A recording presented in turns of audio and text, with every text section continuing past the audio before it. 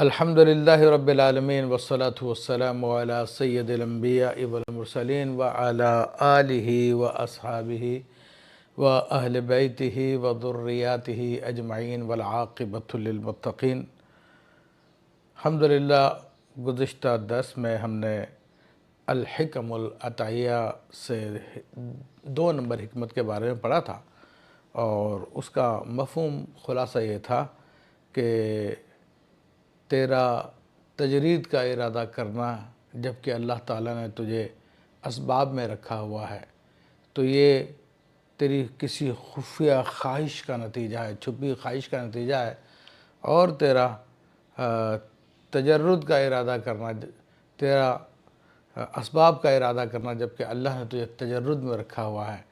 تو یہ تیرا اعلیٰ ہمتی سے گر جانا ہے۔ تو اس حوالے سے ہم نے اعلیٰ ہمتی کے حوالے سے گفتگو کی تھی کہ اعلیٰ ہمت کسے کہتے ہیں۔ تو چونکہ اعلیٰ ہمت ایک عظیم چیز ہے اور نصیب والوں کو ملتی ہے اور اس کی بڑی اہمیت بھی ہے، تو اس میں ایک بات یہ ہوتی ہے کہ جب فقیر متجرد ہو جاتا ہے، اعلیٰ ہمت والا ہو جاتا ہے، تو اس میں یہ ہے کہ پھر اللہ تبارک و تعالیٰ اس پہ خصوصی کرم فرماتا، اس کی ہمت پھر خطا نہیں کرتی۔ اور غالب اور نبی کریم صلی اللہ علیہ وسلم نے بھی اس حوالے سے ارشاد فرمایا، ان للہ رجالا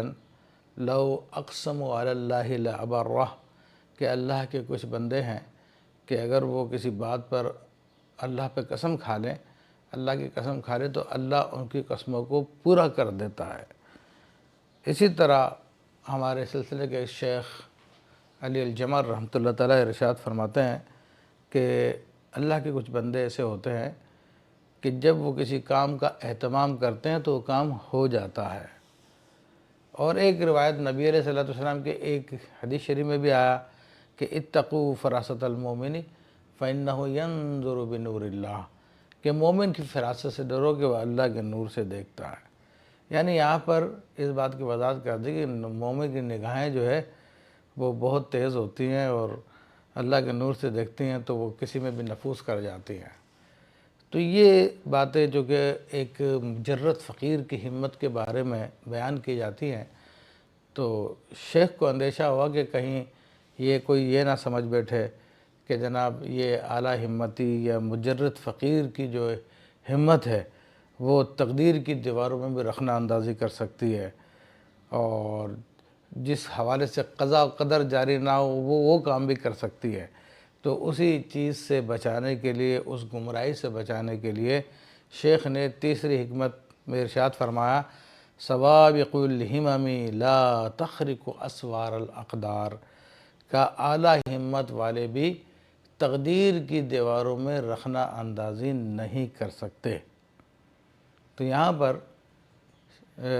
شیخ نے یہ حکمت کو بیان کر دیا اور بڑی زبردست حکمت ہے۔ پہلے تو میں اس میں جو لفظ استعمال ہوئے ہیں جو ان کے میں معنی آپ کو عرض کرتا ہوں۔ دیکھیں لفظ ہے سوابق، یہ سابقتن کی جمع ہے، یعنی جو مقدم ہو، جو پہلے آتی ہے، تو یہاں پہ اعلیٰ کے معنوں میں ہے۔ تو پھر فرمایا کہ الہممی، ہمم ہمت کی جمع ہے، ہمتن عربی زبان کا لفظ، اور ہمت کیا ہے؟ وہ دل کا مائل ہونا کسی کام کے سلسلے میں، کسی چیز کی طلب میں اور اس کا اہتمام کرنا، یہ ہمت کہلاتا ہے۔ تو اب اس ہمت میں بھی دیکھ لیجئے کہ اگر وہ ہمت کسی امر رفیع کے بارے میں، اعلیٰ کام کے بارے میں، یعنی اللہ تعالیٰ کی معرفت، اللہ تعالیٰ کی رضا کے حوالے سے ہے، تو اس کو ہمت عالیہ کہا جاتا ہے۔ اور وہ ہمت اگر خسیس کام کے لیے ہے، جیسے دنیا کی طلب کرنا یا دنیا کے فوائد کی طلب کرنا، تو اسے ہمت دنیہ کہا جاتا ہے۔ تو یہاں پر شیخ نے فرمایا کہ سوابق الہمم، تو یہاں پر یعنی اعلیٰ ہمتوں والے، یہاں پر سابقتن جو ہے وہ اعلیٰ ہمتی کے معنی میں، اعلیٰ کے معنوں میں، تو یہ سوابق الہمم یہ اضافت الموصوف الی صفتہ کے قبیل سے ہے، یعنی الہمم السابقہ تھا اصل میں یہ، تو مراد یہ ہے کہ اعلیٰ ہمت والے لوگ، ٹھیک ہے نا۔ تو فرما رہے کہ اگر عارف یا مرید کسی کام کا ارادہ کرتا ہے اپنی ہمت کے ذریعے، تو اللہ تبارک و تعالیٰ اپنے قدرت سے وہ کام کر دیتا ہے، اس کام کو بنا دیتا ہے ایک ہی لمحے میں، یہاں تک کہ اس کا معاملہ اللہ کا معاملہ ہو جاتا ہے، یعنی اللہ تبارک و تعالیٰ کے کرم سے اس کی ہمت نافذ ہو جاتی ہے۔ اسی طرح حضرت مولا ہمارے سلسلے کے ایک بزرگ حضرت مولا عربی الدرقاوی رحمۃ اللہ تعالیٰ ارشاد فرماتے ہیں کہ مرید صادق جب فانی ہوتا ہے اس اسم میں تو جس کام کا ارادہ کرتا ہے وہ کام ہو جاتا ہے، لیکن جب وہ اس میں ذات میں فانی ہوتا ہے تو اس کے جس چیز کی اس کو احتیاج ہوتی ہے اس کے ارادے سے پہلے ہی اس کی پوری کر دی جاتی ہے۔ تو یہ زبردست یعنی ہمت کے فوائد یہاں پہ بیان ہوئے، ہمت کی اہمیت سے انسان آگاہ ہو سکتا ہے۔ تو اور پھر اس حوالے سے بعض یعنی اخبار میں یہ بھی آیا کہ اللہ تعالیٰ فرماتا ہے کہ اے میرے بندے، انا اللہ الذی اقول للشیء کن فیکون، کہ میں اللہ ہوں کہ جب کسی چیز سے کہتا ہوں کہ ہو جا تو وہ ہو جاتی ہے۔ تو فرمایا کہ تو میری اطاعت کر، فاجعلک، میں تجھے بھی ایسا بنا دوں گا، تقول للشیء کن فیکون، تو بھی اگر کسی چیز سے کہے گا ہو جا تو ہو جائے گی۔ تو اب اسی طرح اسی مفہوم کو ایک دوسری حدیث شریف میں بیان کیا گیا، بہت معروف حدیث شریف ہے، وہ ترمذی میں ہے، بخاری میں ہے، دیگر کتب میں، الفاظ کا تھوڑا بہت فرق ہے کہ نبی کریم صلی اللہ تعالیٰ علیہ وسلم نے حدیث قدسی میں ارشاد فرمایا فَإِذَا أَحْبَبْتُهُ كُنْتُ لَهُ سَمْعًا وَبَصَرًا وَيَدًا وَمُؤَيِّدًا، کہ جب میں اپنے بندے سے محبت کرتا ہوں تو میں اس کی سماعت بن جاتا ہوں، میں اس کی بصارت بن جاتا ہوں، میں اس کا ہاتھ بن جاتا ہوں، میں اس کا مؤید تائید کرنے والا بن جاتا ہوں، اور فرمایا ان سألنی آتیتہ، اگر مجھ سے سوال کرتا ہے تو میں اس کو عطا کر دیتا ہوں۔ تو الحمدللہ یہ عارف کی ہمت ہوتی ہے کہ جب کسی چیز کی طرف متوجہ ہوتی ہے تو اگر وہ ہمت قضاء و قدر کے موافق ہو یا وہ چیز قضاء و قدر کے موافق اس کا ہونا ہو تو وہ چیز ہو جاتی ہے، لیکن اگر قضاء و قدر یعنی اللہ کی جو تقدیر ہے اس میں وہ کام نہیں ہوتا تو ہمت لوٹ کے واپس آ جاتی ہے، ٹھیک ہے، اور مگر اس کے اندر اس کو کوئی افسوس نہیں ہوتا، کوئی غم نہیں ہوتا، ٹھیک ہے۔ اور اس حوالے سے ہمارے سلسلے کے ایک بڑے بزرگ شیخ علی الجمل رحمۃ اللہ تعالیٰ علیہ، جو کہ حضرت عربی الدرقاوی رحمۃ اللہ علیہ کے پیر ہیں، وہ فرماتے ہیں کہ اگر کوئی کام ہمارے ارادے کے مطابق ہو جائے، ہماری ہمت کے مطابق ہو جائے تو ہم اس پر ایک بار خوش ہوتے ہیں، اور اگر وہ ہمارے ارادے کے بغیر ہو اور ہمارے ارادے کے خلاف ہو، جو ہم چاہتے تھے وہ نہ ہو، تو پھر 10 مرتبہ ہم خوش ہوتے ہیں، کیونکہ اس سے اللہ کی رضا کی تحقیق ہوتی ہے کہ ہمارا نفس جو ہے اللہ کی رضا کے مطابق ہو جاتا ہے۔ اور اسی حوالے سے یہ یعنی تقدیر میں نہ ہو اور ولی چاہ رہا ہے کہ ہو جائے اور وہ نہیں ہوتا، تو اسی حوالے سے اور بھی کافی کلام ہے جس میں سیدنا علی کرم اللہ وجہ الکریم کا قول ہے، جسے شیخ روز بہان رحمۃ اللہ تعالیٰ علیہ نے ارائس البیان میں بیان کیا ہے کہ جب آپ سے پوچھا گیا کہ آپ نے اپنے رب کو کیسے پہچانا، کیف عرفت ربک، تو آپ فرماتے ہیں عرفت ربی بفسخ العزائم، کہ میں نے اپنے رب کو اپنے عزائم کے فسخ ہونے سے پہچانا ہے، یعنی میں کسی کام کا ارادہ کرتا ہوں اور سارے اسباب اس کے مہیا کر لیتا ہوں، وہ کام ہو سکتا ہے، مجھے پتا کہ ہو جائے گا ظاہر میں، لیکن وہ کام نہیں ہوتا، تو اس سے پتہ چلتا ہے کہ کائنات میں کوئی اور بھی ہے جو میرے ارادوں پہ بھی حاوی ہے، میرے سارے اسباب مہیا کرنے کے باوجود کام کو نہیں ہونے دیتا، تو اس طرح سے میں نے اپنے رب کو پہچانا۔ تو یہ مولا کائنات سیدنا علی کرم اللہ وجہ الکریم نے یہ بڑے محبت بھرے انداز کے اندر اس چیز کو سمجھایا۔ تو بہرحال اس حوالے سے مزید میں ایک وضاحت میں کر دوں کہ چونکہ معاملہ تقدیر کا ہے اور ہمارے یہاں پر بہت سارے قصے کہانیاں بہت مشہور ہیں جن میں کچھ سچے ہیں کچھ جھوٹے ہیں، لیکن عوام چونکہ ان میں فرق نہیں کرتے، بلکہ عوام تو عوام وہ مقررین جو کہلانے کو علماء کہلاتے ہیں، معاذ اللہ کفریات تک بکتے ہیں اور خدا اور ولی کا جھگڑا تک بیان کرتے ہیں کہ ولی جو ہے وہ لڑ گیا خدا سے، اکڑ گیا، خدا نے تو پہلے کہا تھا کہ یہ کام نہیں ہو سکتا، یہ کام نہیں ہوگا، اور پھر اس کے بعد جو ہے ولی کے اس لڑنے کی وجہ سے، جھگڑنے کی وجہ سے تو اللہ نے اس کام کو تبدیل کر دیا، تو معاذ اللہ سراسر کفر ہے۔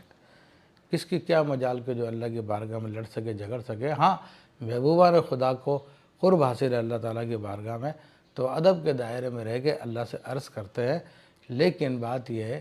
کہ جب تقدیر الہی ہو تو پھر اس کے آگے کسی کی نہیں چلتی ہے۔ اب تقدیر کی ہم قسمیں آپ کے سامنے بیان کر دیتے ہیں کہ جو ہمارے علماء متکلمین نے لکھی ہے، اور اس میں بعض بزرگوں کی رعایت کرتے ہوئے تقدیر کی 3 قسمیں بیان کی گئی ہے۔ ایک تقدیر تو اسے کہتے ہیں تقدیر معلق، یعنی تقدیر الہی میں لوح محفوظ پہ بھی یہ لکھا ہوتا ہے کہ اگر اس کام کو اس طرح سے کیا جائے تو یہ رزلٹ آئے گا، اور اس طرح سے کیا جائے گا تو یہ رزلٹ آئے گا۔ مثلا تقدیر میں لکھا ہوا ہے کسی شخص کو سفر کرنا ہے، تو اگر یہ راستہ جو دائیں ہاتھ سے جا رہا ہے اس راستے سے سفر کرے گا تو یہ سلامتی کے ساتھ پہنچ جائے گا، اور اگر یہ بائیں ہاتھ سے جائے گا، اس راستے سے سفر کرے گا تو پھر اس کو راستے میں نقصان ہوگا، تو اس کو کہتے ہیں تقدیر معلق۔ تو اب اسے تو نہیں معلوم ہے، لیکن اللہ کے فضل کو جو طلب کرتا ہے تو اللہ تعالیٰ اس کو وہ راستے کی ہدایت دیتا ہے، اور بعض اوقات جو ہے وہ مستغنی ہوتا ہے، وہ غلط راستے سے چلا جاتا ہے تو اس کو نقصان ہو جاتا ہے۔ اس کو تقدیر معلق کی مثال ہے۔ پھر دوسری قسم تقدیر کی جسے کہتے ہیں شبہ مبرم، یعنی مبرم تو نہیں، یعنی مبرم اس تقدیر کو کہتے ہیں جو تبدیل نہیں ہوتی ہے۔ تو شبہ مبرم سے مراد وہ تقدیر ہے کہ فرشتوں کے صحیفوں میں تو لکھا ہوتا ہے کہ یہ کام ایسے ہوگا، لیکن اللہ کے علم میں ہوتا ہے کہ یہ کام ایسے نہیں دوسرے طریقے سے ہوگا۔ تو فرشتوں کے یہاں پہ تو یہی ہوتا ہے کہ جناب یہ کام ہو کے رہے گا، لیکن بعد میں اللہ تبارک و تعالیٰ کی طرف سے آرڈر جاری ہوتا ہے، حکم جاری ہوتا ہے، تو وہ کام جو فرشتوں کے صحیفوں میں چینج کر دیا جاتا ہے۔ تو حضرت پیران پیر دستگیر سیدنا شیخ عبد القادر جیلانی رحمۃ اللہ تعالیٰ علیہ کا ایک قول ہے کہ آپ فرماتے ہیں کہ میں تقدیر مبرم کو بھی بدل دیتا ہوں اپنی دعا سے، تو اس سے مراد یہی شبہ مبرم ہے، یعنی فرشتوں کے پاس تو یہی کام لکھا ہوتا ہے کہ یہ کام جو ہے بالفرض کسی کو اولاد نہیں ہونی، ان کے پاس یہ لکھا ہوا ہے، لیکن علم الہی میں ہے کہ یہ اینڈ ٹائم پر اس کو یعنی اس کو اولاد دی جائے گی، اور کسی کی دعا سے یہ جو ظاہری تقدیر تھی یہ بھی معلق کی قسم ہے، اس کو تبدیل کر دیا جائے گا۔ تو اس سے مراد یہی ہے، کیونکہ تقدیر مبرم کو کوئی تبدیل نہیں کر سکتا۔ اور تقدیر مبرم کیا ہے؟ تقدیر مبرم علم الہی کا نام ہے کہ خدا کے علم میں ہر چیز ہے، اور خدا کا علم میں کوئی تبدل و تغیر نہیں آتا، کیونکہ تبدیلی کسی کے علم میں آنا وہ اس کے لیے ہوتی ہے کہ جس کا علم ناقص ہو، جس کو کامل علم نہ ہو، اور اللہ تبارک و تعالیٰ کو ہر چیز کا کامل علم ہے، فائنل علم ہے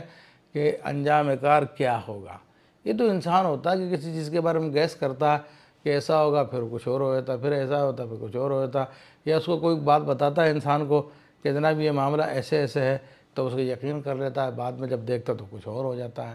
تو یہ انسان کا معاملہ، لیکن خدا کا جو معاملہ ہے، اس کے علم کا جو معاملہ ہے،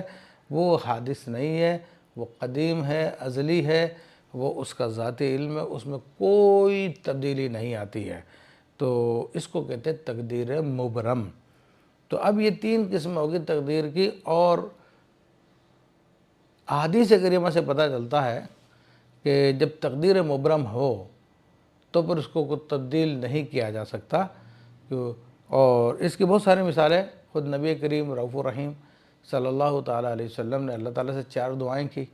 اور آپ علیہ السلام کی 3 دعائیں مقبول ہوگی، اور ایک دعا جو ہے اللہ تبارک و تعالیٰ نے اس کے بارے میں فرمایا کہ محبوب اس پہ قلم چل چکا ہے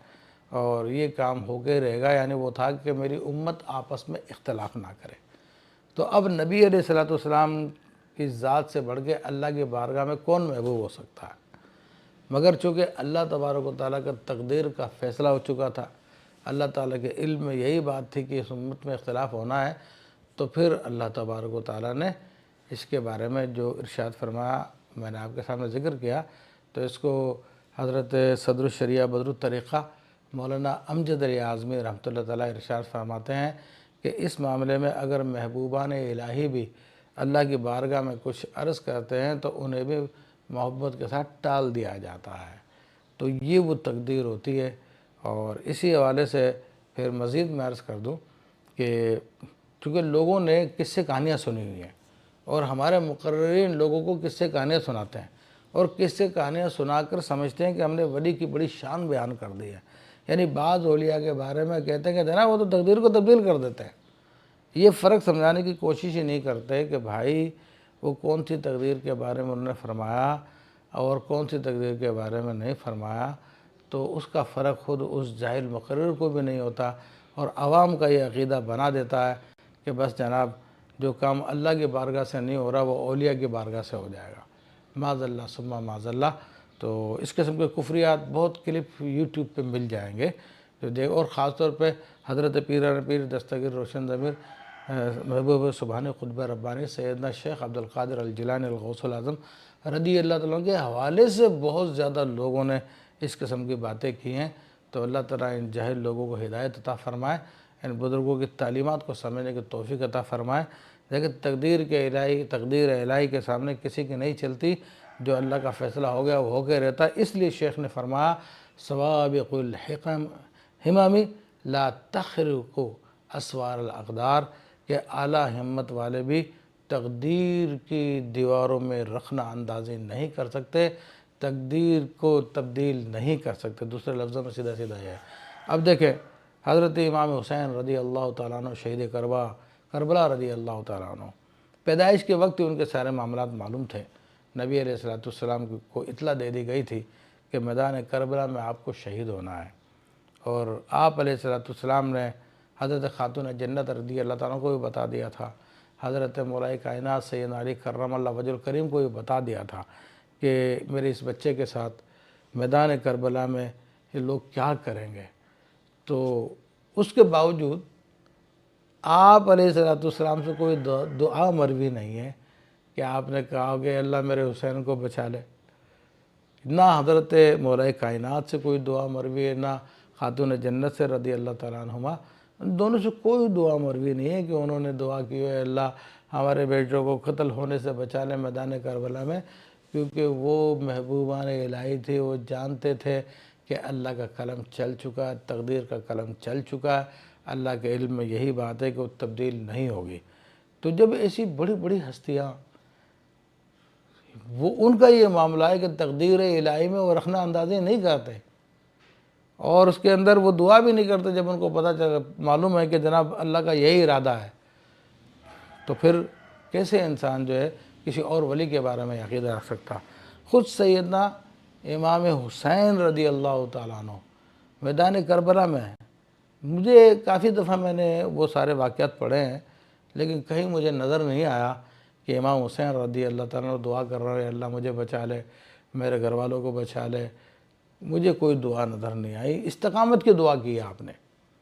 کیونکہ آپ بھی جانتے تھے کہ میرے رب کا یہی ارادہ ہے۔ جب رب کا ارادہ ہے تو اس کو کون تبدیل کر سکتا ہے؟ تو عزیزان محترم، یہ بھی معرفت کا ایک مقام ہوتا ہے کہ بندہ اپنے آپ کو تقدیر کے حوالے کر دے، اور اس حوالے سے بڑی زبردست رہنمائی ہمیں فرماتے ہیں حضرت قطب الاقطاب، غوث الاغواث، معدن الاسرار، زمزم الانوار، غوثوں کے غوث حضرت امام ابوالحسن علی الشاذلی رحمۃ اللہ تعالیٰ علیہ اپنے مائے ناز کلام میں، اپنے مائے ناز حزب میں، وہ حزب جسے حزب کبیر کہا جاتا ہے، اس حزب کے بارے میں حضرت امام ابوالحسن شاذلی رضی اللہ تعالیٰ عنہ فرماتے ہیں کہ اس حزب کا ایک ایک لفظ میں نے اللہ عز و جل اور اس کے رسول صلی اللہ علیہ وسلم کی رضا سے لکھا، ان کے مرضی کے مطابق لکھا، اور اس کی فضیلت کے بارے میں فرماتے ہیں کہ لہو ما لنا و علیہ ما علینا۔ تو اس حزب کو باقاعدگی سے پڑھنے والے کے لیے وہ کچھ ہے جو ہمارے لیے ہے، اور اس پر وہ انعام و اکرام ہے جو ہم پر کیے گئے ہیں۔ اور فرمایا کہ من حفظہ فہو من اصحابنا وہو من اصحابی، اور جو اس حزب کو یاد کر لے وہ میرے اصحاب میں سے ہے۔ تو اس حزب شریف کے بارے میں علماء نے کہا کہ جس نے امام ابوالحسن شاذلی رضی اللہ تعالیٰ عنہ کا حزب کبیر پڑھ لیا تو گویا اس نے امام شاذلی رضی اللہ تعالیٰ عنہ کے تمام احزاب پڑھ لیے۔ تو اس حزب میں دیکھیں کہ کتنی زبردست بات آپ نے بیان فرمائی ہے، کیونکہ آپ کے احزاب دعا تو ہیں ہی، مگر دعا کے قالب میں پوری تربیت بھی ہے، وہ تربیت ہے، اور تربیت کے قالب میں پوری دعا بھی ہے۔ تو آپ اس حزب میں ارشاد فرماتے ہیں قد اردت کونہ فینا و منا، اے اللہ تو نے تو ارادہ کر لیا، قد اوجبت کونہ فینا و منا، کہ تو نے تو واجب کر دیا ہے کہ جو کچھ ہم سے ہوگا اور ہم میں ہوگا۔ تو پھر عرض کرتے ہیں لا نسألک دفع ما ترید، مگر اے اللہ ہم تجھ سے سوال نہیں کرتے،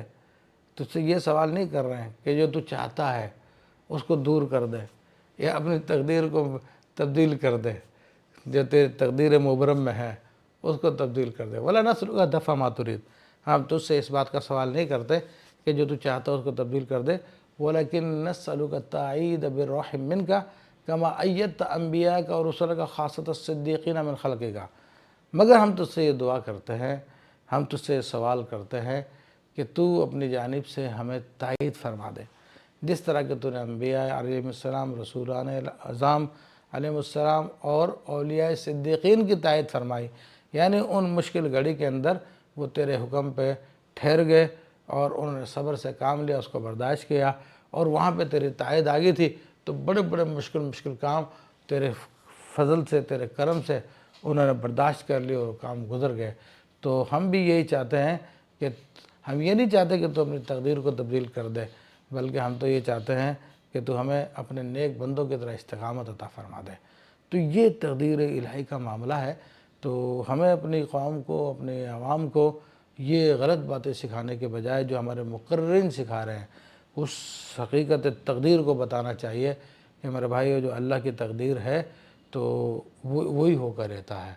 اور آخر میں ایک اور بات میں قطب الأقطاب غوث الاقواس سیدنا امام ابوالحسن علی الشاذلی رحمۃ اللہ تعالیٰ کے حوالے سے ذکر کر دوں کہ جو اسی بات کی مؤید ہے اور خالص توحید کا عقیدہ ہے، اور وہ تمام اولیاء کی تعلیمات بھی ہے۔ حضرت قطب الأقطاب غوث الاقواس سیدنا امام ابوالحسن علی الشاذلی رحمۃ اللہ علیہ کی خدمت میں ایک شخص آیا اور رہنے لگا۔ آپ نے ایک دن کچھ دنوں کے بعد پوچھا بیٹا تم کیوں آئے ہو؟ تو عرض کرنے لگا کہ حضور میں اس لیے آیا ہوں کہ میں نے سنا کہ آپ کے پاس علم کیمیا ہے، یعنی آپ مٹی کو سونا بنا سکتے ہیں۔ تو آپ نے ارشاد فرمایا ہاں میرے پاس ہے۔ تو اس نے کہا کہ حضرت مجھے سکھا دیں پھر وہ۔ آپ نے کہا مگر تو سیکھے گا نہیں۔ تو اس نے کہا نہیں حضرت میں تو آیا اسی کام سے ہوں، تو آپ مجھے سکھا دیے میں ضرور سیکھوں گا۔ تو آپ نے فرمایا دیکھو میرے پاس کیمیا جو چیز ہے وہ یہ ہے کہ میں نے اپنے دوستوں پہ نظر کی، ان کے بارے میں غور و فکر کیا، تو غور و فکر کرنے کے بعد یہ بات مجھ پہ ظاہر ہو گئی کہ میرے دوستوں میں سے کوئی بھی مجھے کوئی فائدہ نہیں پہنچا سکتا مگر اتنا ہی جتنا کہ اللہ کا ارادہ ہے۔ پھر میں اپنے دشمنوں کی طرف نظر کی، ان میں غور و فکر کیا، تو یہ بات مجھ پہ ظاہر ہوئی